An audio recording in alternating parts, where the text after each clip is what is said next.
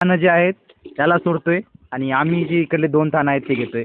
म्हणजे आमचा उद्देश काय? तर हे बघा मित्रांनो, आता इकून मी कृष्णाईचं दूध काढतोय आणि तिकून आमचं बदाम्या दूध पितोय.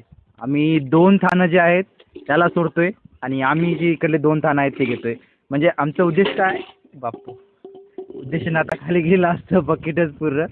उद्देश एवढंच आहे की पहिले 3 महिने जे आहेत, पहिले 3 महिने वासराला दूध दिलं तर वासरं नक्की वाचतात आणि मेन तेच आहे. 1 मिनिट दूध काढतो नंतर बोलतो. आता आमचं बदाम्या दूध पित आहे. म्हणजे मेन उद्देश काय आहे की जर काय वगार किंवा हल्ल्या तुमचं कोणतं जे कालवड वगैरे आहे त्याला मोठं करायचं असेल तर तुम्हाला कमीत कमी 3 महिने त्याचं दूध सोडू नका.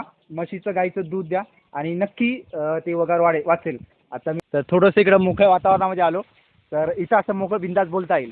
आता मेन आता खूप जण प्रश्न येतात की दादा वगार माझं वाचलं नाही, काय कारणानं वगार मेलं, त्याला खूप दवाखान्यात नेलं, डॉक्टरला दाखवलं.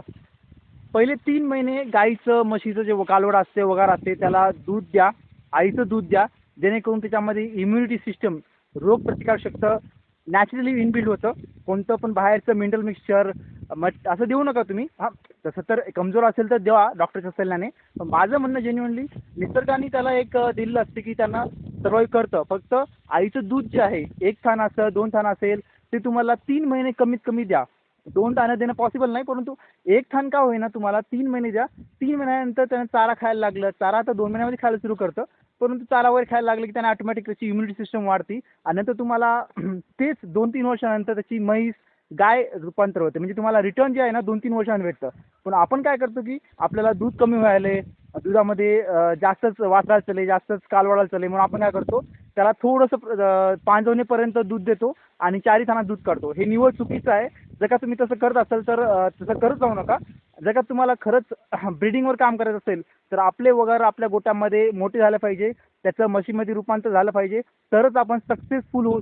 नाहीतर म्हैस आणणं, त्याला ठेवणं, तसं वगार मेलं की म्हैस दूध कमी झालं की त्याला विकणं, असं करण्यामध्ये आपण कधीच याच्यामध्ये मोठं होणार नाही.